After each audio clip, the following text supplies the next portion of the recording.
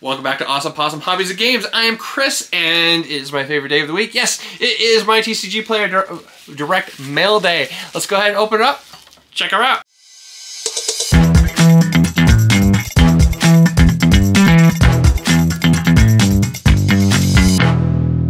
Welcome back to another Direct by TCG Player.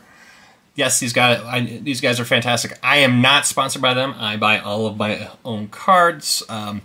Yes, I put out a video every week with my TCG Player orders because I think they're fantastic, so I want to promote them as much as I can as being a fan of them. So, let's go ahead and look at my current order.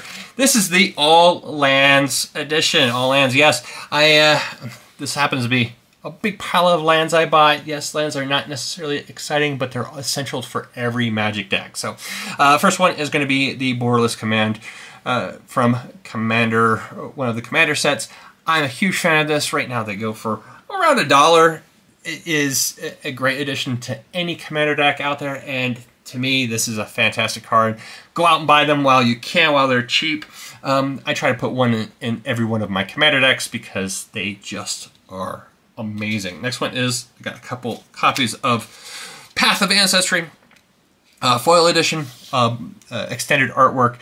Yes, extended artwork is just the same as Borderless. I want to call them Borderless by accident because sometimes I can't tell which one's which because I don't know if they've been produced as a regular border or not. So I'm just going to call them all Borderless because they don't have a border.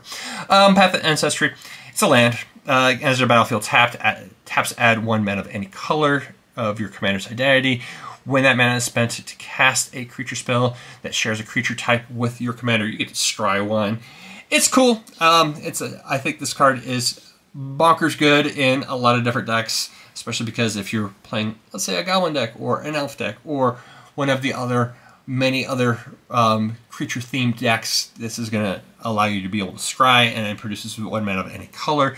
The only downside is it does come into play tapped in this day and age. Coming into play tapped is kind of rough, but at the same time, it's kind of a necessity when it comes to lands. Though there's some ways of cheating things into play and making it so they come into play untapped. This is still a fantastic card by itself. Next one is Reflecting Pool. I'm a huge fan of this Borderless version. It is just a land, taps to add 1 mana of any type that a land you control could produce. I'm a huge fan of this artwork. The original artwork was not fantastic out of Stronghold. This one is just fantastic, so I like to pick them up as I can. Next one is a Borderless version from, this is from Devil Masters. Cities of Brass is a land, the Borderless version. When it comes into play tapped, or when it becomes tapped, it deals 1 damage to you. And it taps reduce any color mana you like. Overall, fantastic card. Great card. Next set of cards are all going to be these lands that when they come into play tapped, and then you have to return a land to its owner's hand.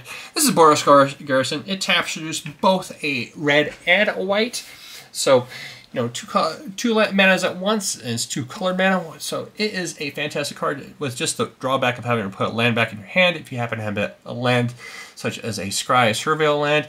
It does double duty, so the next time you put it in play, yes, it'll come into play tap, but you either do Scry or Surveil. And there's other lands that also benefit from coming into play. I got one for Boros. I also got one for Orzhov,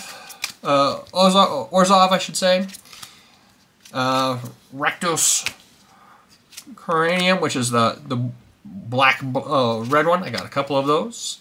I didn't have any of them, and they were Borderless, so I just got a few different ones I don't really play them in every deck, but I occasionally do, and I think they're good, especially if you have Simic colors, or if you're playing with Simic colors. These are fantastic.